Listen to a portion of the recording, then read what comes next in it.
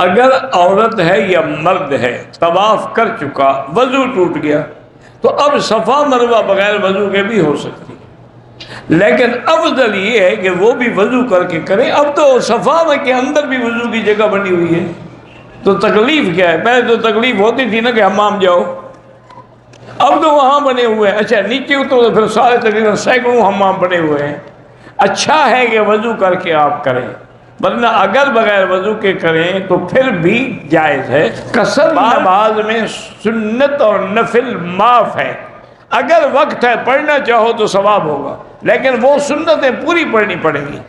مثلا ظہر کی نماز آپ 2 رکعت پڑھیں گی، لیکن سنتیں پہلے اگر پڑھنی ہے تو 4 رکعت پڑھیں گی، بعد میں بھی 2 رکعت سنت پڑھیں گی۔ نہیں پڑھنی ہے تو اللہ نے معاف کیا ہے۔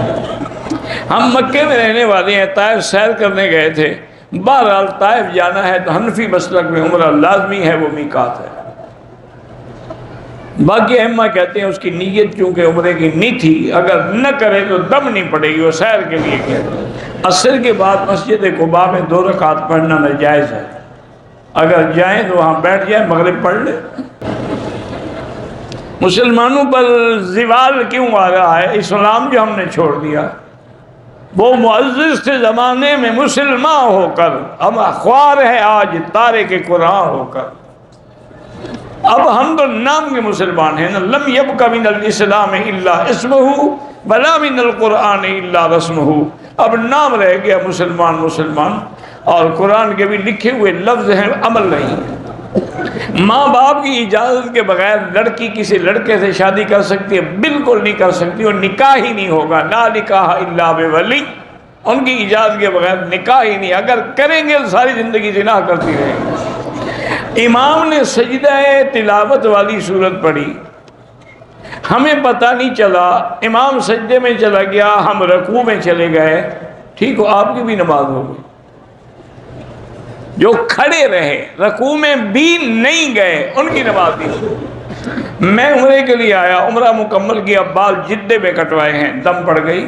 سارا عمرہ مکے میں ہوتا ہے، بال جدے میں کاٹے جاتے ہیں۔ ویڈیو کے ذریعے نکاح کرنا بالکل ناجائز ہے۔ نکاح کے وقت دونوں کا ایک جگہ پہ موجود ہونا ضروری ہے، یہ نہیں کہ ایک کہاں بیٹھا ہو ایک کہاں بیٹھا ہو۔ ایک بندہ ہے، اس کے بیٹے 3 بیٹے ہیں 3 بیٹیاں ہیں، اس نے بیٹوں کو جائیداد دی، بیٹیوں کو نہیں دی۔ انشاءاللہ قیامت میں دے گا، فکر نہ کرو۔ پہلے تو دنیا میں بھی سزا مل جائے گی، ورنہ بہرحال اس کا حق ہے بیٹیوں کا، وہ قیامت میں دینا پڑے گا آپ کو۔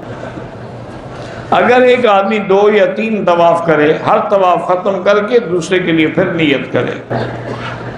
کہتے ہیں آپ کے درس میں بیٹھتے ہیں، مغرب کی نماز میں سنتوں کو مکمل نہیں کرتے، وہ مسافر ہیں تو سنتیں ہیں ہی معاف، تو میں کیا جھگڑا کروں۔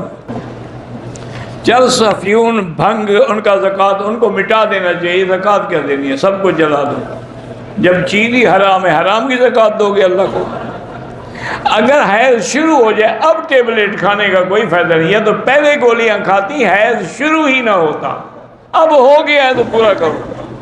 بہرحال مولانا مسعود اظہر کے بارے میں جو میں جانتا ہوں کہ اچھے آدمی ہیں، عالم ہیں، انہیں جہاد سے بڑا شغف ہے، اور جہاد پر انہوں نے قرآن کی آیات پر مشتمل کتابیں بھی لکھی ہیں۔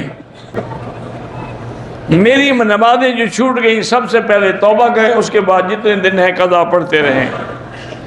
کہتے تھے کہ میاں بیوی میں اگر جھگڑا ہو جائے تو پہل کون کرے؟ دونوں نہ کریں۔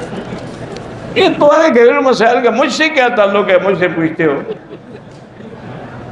اللہ ہدایت دے، میں اور کیا کہہ سکتا ہوں؟ جلدی میں دیکھ ہی نہیں سکا، ورنہ میں ایسے مسائل کا جواب نہیں دوں گا انشاءاللہ۔ میں نے عمرہ مکمل کرنے کے بعد 3 جگہوں سے بال کٹوائے، پھر اس نے سے بال کاٹ رہا تھا، سر زخمی ہوا، کوئی بات نہیں۔ طلاق کے بعد فوراً نکاح ہو سکتا ہے اگر 1 طلاق ہو، اگر 3 ہو تو پھر تو ہو ہی نہیں سکتا نا۔